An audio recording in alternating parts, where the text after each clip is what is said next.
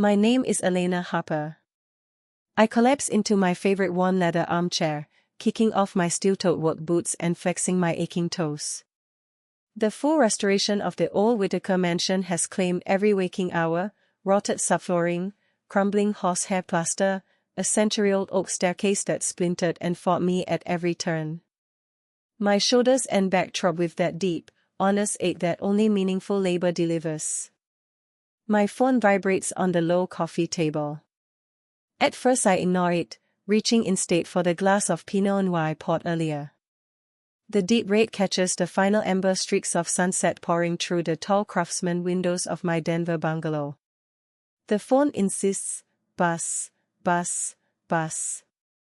With a sigh, I take a long seat and pick it up, scrolling through the usual flood of contractor emails, permit updates, and client messages. Then I see it. My thumb freezes.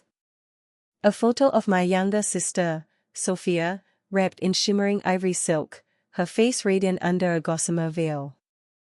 The caption reads, "Final fitting for the big day. Sofia and Julian. Happily ever after begins." My breath stalls in my chest. Wedding. What wedding?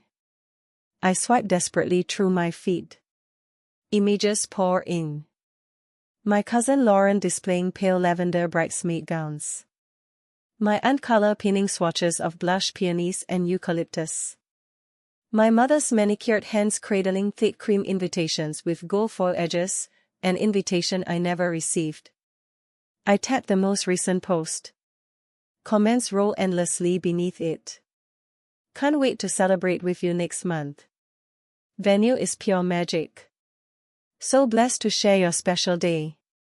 59 comments. Names I recognize, cousins, old high school friends, great aunts I haven't spoken to since college. Everyone is going. Everyone except me. The phone rings, jarring me. Mom's name glows on the screen, Victoria Harper. Of course. Perfect timing. I answer. Mom. Elena, sweetheart. Her voice is too smooth, too careful. I was just thinking about you. How's the project going? My free hand curls into a fist. Work is fine. I just saw Sofia's wedding dress on Instagram. 3 heartbeats of silence. Oh. She clears her throat. I was going to tell you soon. My grip tightens until my knuckles ache. My own sister's wedding. Did the invitation get lost in the mail? Elena. The disapproval creeps in, familiar as breathing. Don't turn this into something about you. You know how sensitive Sofia can be. Sensitive. The word tastes bitter. What does that have to do with inviting your other daughter? You're always so wrapped up in your career. Sofia worried you wouldn't have time. The room feels 10 degrees colder. I stand and move to the window. The Denver skyline sparkles far below. So the whole family decided, without asking, that I wouldn't come to my sister's wedding. Julian believes family is everything, she says, as though that settles it. And I'm not family. The question scrapes my throat raw. Of course you are. But things have been complicated. After you questioned her bakery idea, I co-signed a loan. $30,000 I repaid after she walked away 6 months later. She had the children to consider. Mom's tone hardens. Raising them alone isn't easy, Elena. I rest my forehead against the cool pain. Memories rise unbidden. Sofia at 11, shattering grandma's crystal bowl, I took the blame. Sofia at 19, sleeping out after curfew, I covered. Me at 17, announcing my architecture scholarship, Mom's cool reply, "Of course you did. You're the reliable one. Always the reliable one." I haven't been forgotten, Mom, I whisper. I've been erased. You're being dramatic. She sighs like I'm still 12 and unreasonable. We'll talk later. I have to help Sofia with the table chart. The call ends. I stare at the screen as fresh posts load, Sofia spinning in her gown, Julian and his groomsmen tasting cakes, my parents beaming beside them. A perfect family portrait with one person missing. Texts arrive. From my best friend Claire, did you see? From my coworker Ryan, your sister's wedding posts, what the hell? Even my elderly neighbor Mrs. Betrayal, dear, are you okay? Your family seems to be planning something big. Everyone noticed. I sink back into the chair.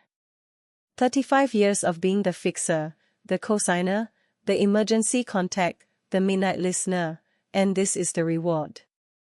Erasure. I silence the phone and flip it face down.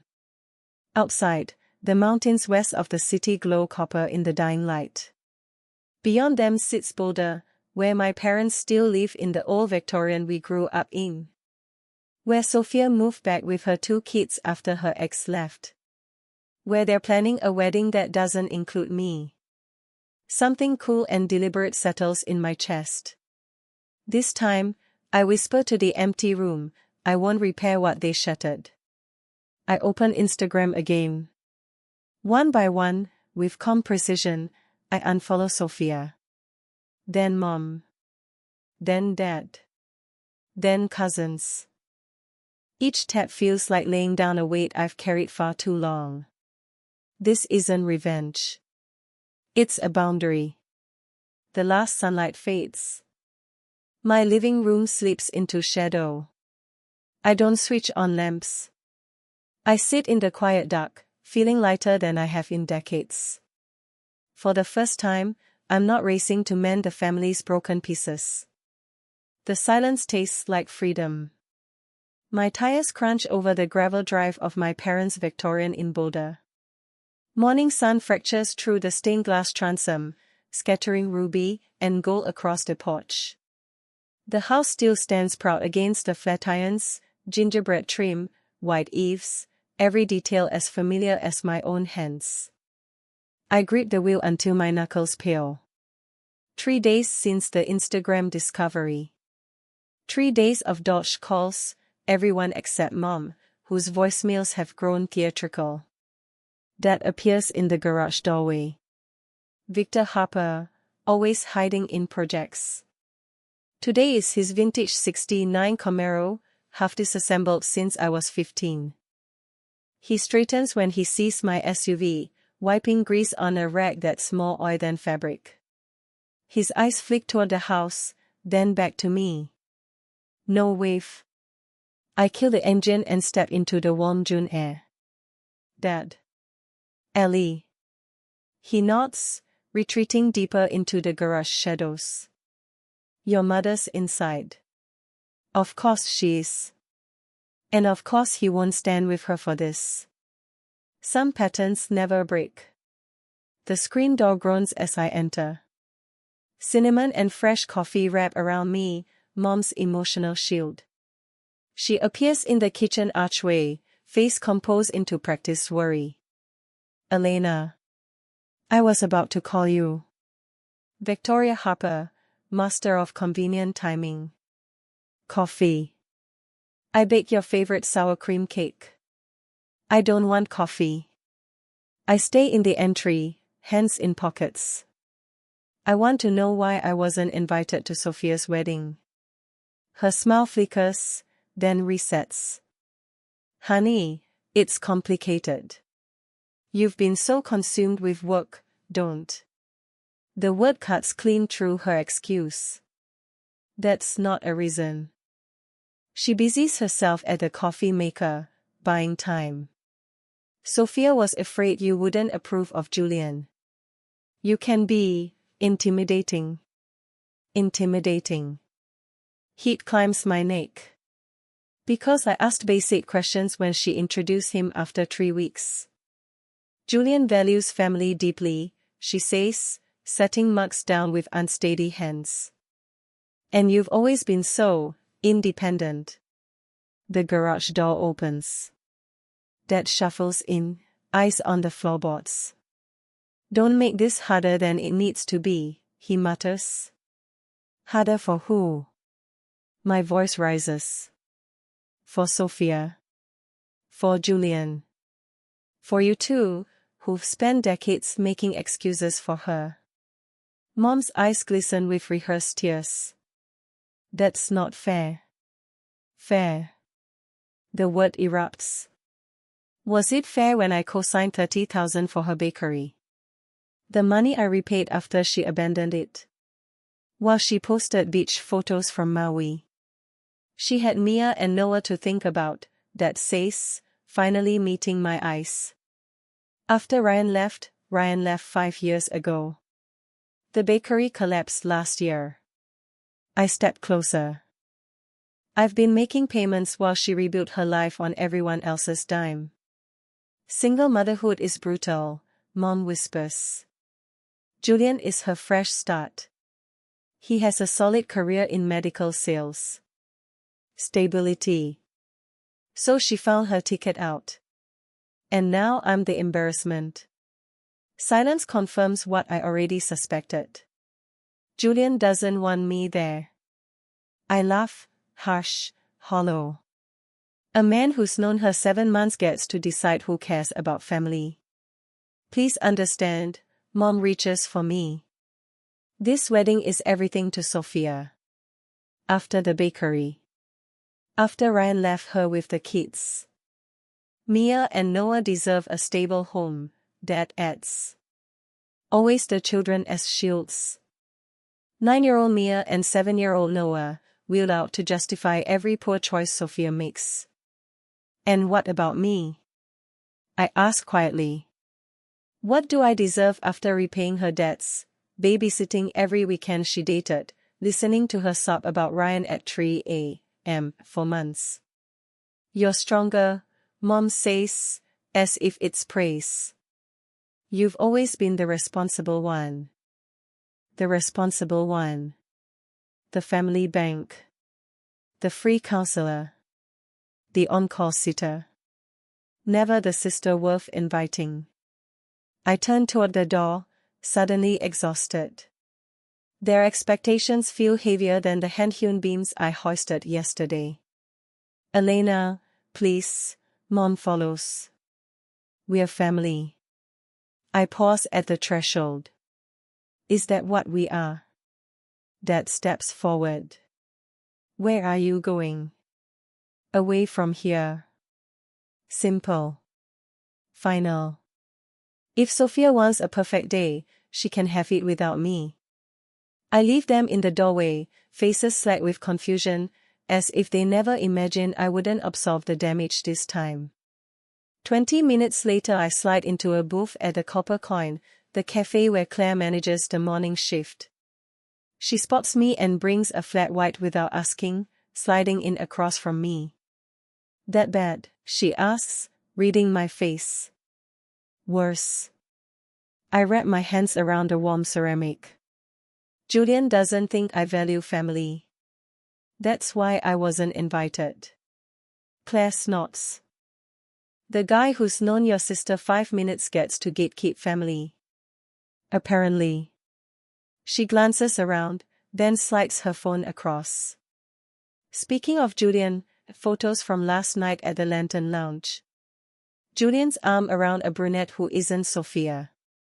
They're laughing, heads close. In the final shot, his lips graze her neck. My stomach twists, not shock, but bitter confirmation. When? Last night. Around 11. I push the phone back. And what am I supposed to do with this? Claire blinks. Show Sofia. Warn your parents.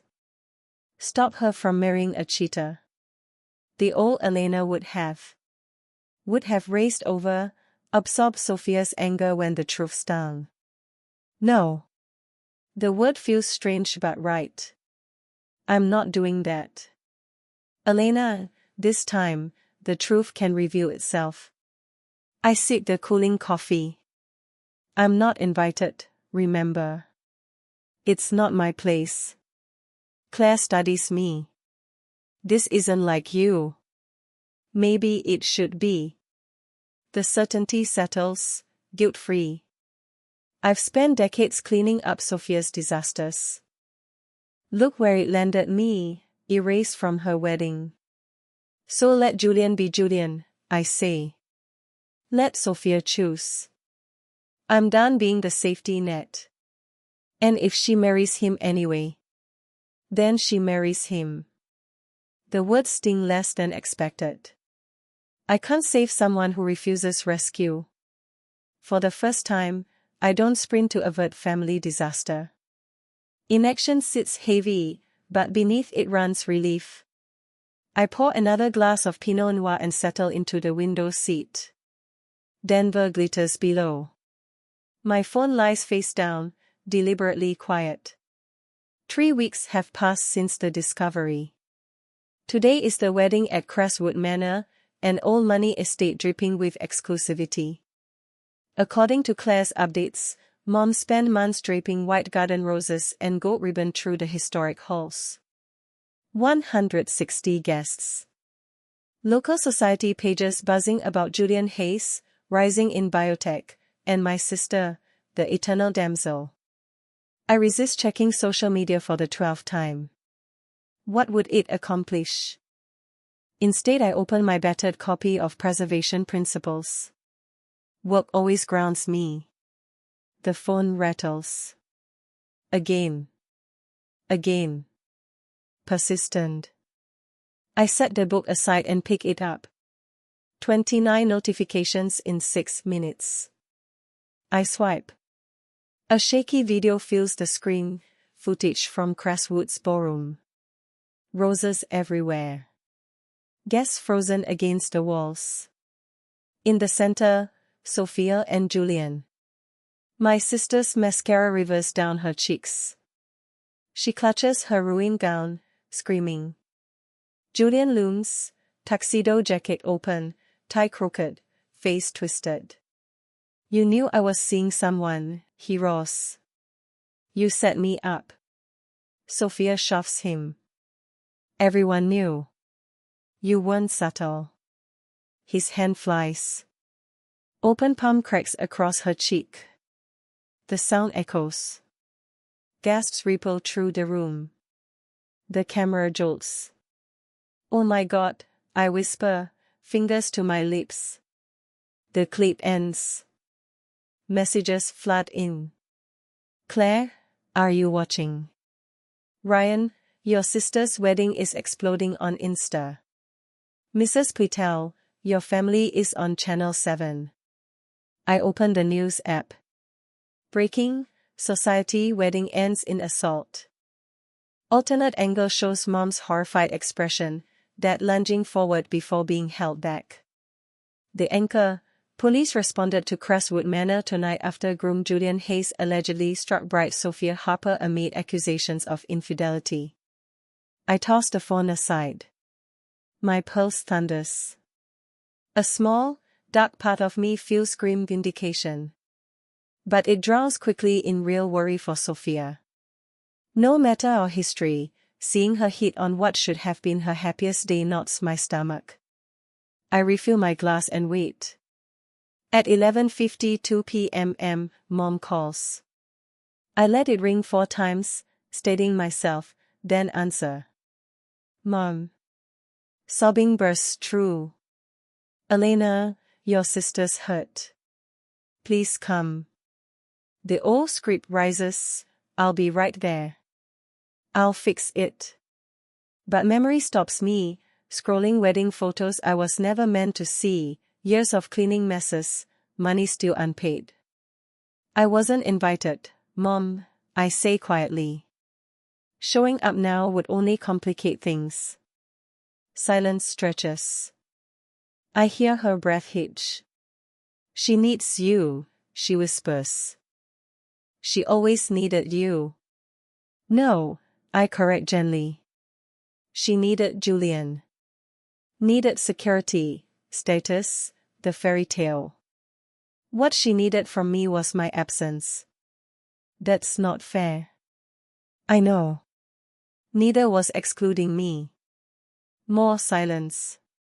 I can picture her calculating, hunting the old leverage, guilt, duty. Elena will fix it. I'm sorry this happened, I add softly. No one deserves that. But I'm not the answer this time. The line goes dead. I stare at the phone. Something foundational shifts. For the first time, I've refused to charge into the crisis. No panic follows. That night I sleep deeper than I have in years. The next evening Claire arrives with pad thai. We eat at my kitchen island, television muted but flashing occasional wedding chaos clips. You okay? She asks, twirling noodles. Surprisingly, yes. Though the neighbors keep giving me pity stares when I grab the meal. Mrs. Betrayal dropped banana bread again. We laugh. Then she grows serious. Your mom called yet? Last night. I didn't go. Her brows lift. That's new. Overdue. Later, Ryan texts, saw more footage. You good? Better than expected, I reply. His response, some families only value you when they need fixing. Trust me, I know. His words sink in like truth. At 9:15 a.m. knock sounds. Through the peephole, Dad, drenched from sudden rain, no umbrella. Silver hair plastered, face line deeper than yesterday. He looks a decade older. Elena, he calls softly. Please. I need to talk. He adds, voice cracking, it's about the house. The bank is threatening foreclosure. My hand freezes on the knob. Foreclosure. They've owned that Victorian 35 years. Part of me wants to leave him in the rain. Let him taste abandonment. But his slumped posture tugs at all instincts. I sigh, unlock, open. 10 minutes, I say. And this better not be about Sofia. He steps in, water pooling. It's worse. He pulls a damn manila envelope from his jacket. Much worse. While he dries off, I start the kettle. Some talks demand tea. My hands shake slightly, pulling mugs down. He emerges smaller, diminished, clutching the envelope. We've been using your money for something else, he says flatly. The kettle shrieks. I pour slowly. What money? The monthly checks. For the house. 4 years ago they claimed mortgage trouble. I've sent $1,200 every month since. For the mortgage, I repeat slowly. That's what you said. Not exactly. He slides the envelope over. I open it. Bank statements. HELOC documents. Foreclosure warnings. Loan balance, $210,000. You took a home equity line. He nods, eyes down. For Sofia. After Ryan left. The kids needed stability. I scan. Cosigners, Victoria Harper. Sofia Harper. Sofia hasn't lived there in a decade. How could she co-sign? Your mother told the bank Sofia was still at home. Understanding lands like ice water. So the money I sent, $200 a month, was paying the HELOC. Not the mortgage. I grab my calculator. 4 years. 48 months. $57,600. You took nearly $60,000 from me under false pretenses. Elena, where did it go? My palm slaps the table. Tea spills across papers. Sofia's debts. Lawyer fees after Ryan. Down payment on her condo. Julian wanted a certain neighborhood. I laugh, sharp, surprised. Julian. The man who slapped her yesterday. That's who got my money. He doesn't answer.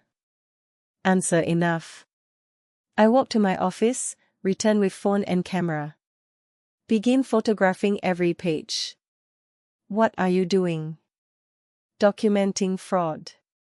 Click. Bank fraud. Falsifying residency on a loan application. You can't. It'll destroy your mother. Sofia's kids, don't. I raise a hand. Don't put this on me. I didn't lie. I didn't steal. His face collapses. We never meant, you did. You just never thought you'd be caught. My phone buzzes. Ryan, bank fraud contact coming. Cousin works white-collar investigations. How much is left? I asked. Roughly $80,000. They're calling it due. I keep photographing. Every signature. Every lie. Dad watches in silence as the weight finally crashes onto him. Why tell me now? Your mother thought we could refinance. After the wedding scandal hit the news, no bank will touch us. He hesitates. And I couldn't carry it anymore. Not after they excluded you. Not after everything. A chill runs through me unrelated to the storm outside. The next day I stand in my living room, everything arranged with the precision I use on historic inspections. My salvaged 1880s farm table holds the evidence, statements, photos, loan docs, printed screenshots, laid out like an exhibit. A knock. Aunt Marie, Dad's older sister, the one relative who never chose favorites. You look tired, Major, she says, stepping in. Not tired. Ready. I adjust a stack. Thank you for coming. She squeezes my hand. Family should speak truth, not fairy tales. The doorbell rings, 15 minutes early. Power move. Classic Victoria. I'll make coffee, Marie offers, retreating. I open the door. They huddle on the porch, Mom in injured dignity, Dad studying his shoes, Sofia behind them, arms wrapped tight around herself. Come in. My voice is calm, level. They file past like mourners. No one speaks as they sit. Sofia gasped softly at the papers. Dad's shoulders drop further. Mom's lips thin to nothing. Marie brings coffee. No one touches it. I remain standing. Silence stretches until Mom shifts. What is all this drama, Elena? If you need financial help, stop. The word cuts. For once, listen. I slide the HELOC forward. 210,000. Sofia listed as resident. Dad closes his eyes. I push the rental agreement next. My lease when I moved out 12 years ago. Forbids using my info or claiming residency. Then the statements. $1,200 monthly from me. Almost $60,000 over 4 years. Sofia pales. Mom. What is she saying? Your mother told me the house needed repairs, I explain, eyes on Victoria. Roof, foundation, retirement struggles. She asked for help. I sent what I could. I lay out security photos. Mom depositing my checks into the HELOC account. Victoria lifts her chin. I did what was necessary to keep a roof over the grandchildren. You kept it with my money. My trust. The same money earned working 60-hour weeks while repaying Sofia's failed bakery loan. Sofia's mouth opens. Bakery loan. You said that was refinanced. Your sister co-signed, Marie says quietly. When it collapsed, she paid every cent. Dad speaks, voice rough. Ellie, we never meant, intentions don't erase fraud. Fraud. Victoria sputters. We're family. Family doesn't steal. Doesn't forge residency claims. Sofia stares, shaking. I didn't know, Elena. Mom said you approved everything. I believe her. Sofia was never the planner, just the favored one. Victoria sniffs. So what now? Jail for your parents. Homelessness for your sister and her children. Dad's hate snaps up. Enough, Victoria. The sharpness stuns the room. In 40 years I've never heard him speak to her that way. Elena has every right to be angry. His hands spread flat. If you want the house, we'll sign it over. The side lot can be sold to repay what we took. Victoria falls silent, hands twisting. I studied Dad, the carpenter who taught me to restore broken things, to see value in damage. Shame and relief mix in his eyes. I don't want the house, I say. I want this finished. Marie pulls a notebook. I spoke with a title officer. Quitclaim deed on the side lot today. Transfer to Elena. We could sell it, Dad offers. The neighbor's son has asked about it for years. Fine, Victoria clips. I don't need apologies, I tell them, surprise it's true. I need peace. The silence changes, no longer barbed, but heavy with acknowledged truth. 2 weeks later we sign at a downtown title office. Dad first, then Victoria, pen hesitating before scratching her name. I sign where directed, take copies, make no speeches. Outside, Dad touches my arm. I'm sorry, Ellie. For everything. I nod once, throat tight. Sofia approaches last. I'll pay you back. Every cent. Take care of your kids, I tell her. Stand on your own. She nods, tears falling. I will. I drive home alone, windows down, autumn wind rushing through. Morning sun floods my kitchen in the gunmetal house, a 3-bedroom mid-century I've restored over the last year. The corner lot still offers that stunning Flatiron's view. I trace the freshly oiled walnut counter, remembering when splinters made it hazardous. My phone vibrates. Not the financial recovery group about tomorrow's workshop. Sofia's name. Thank you for letting me make things right. The kids miss you. I set my coffee down. No old anger, no obligation. Just calm. True friends. I've heard pieces, Sofia working 3 jobs, no more handouts. Mia walks to school alone.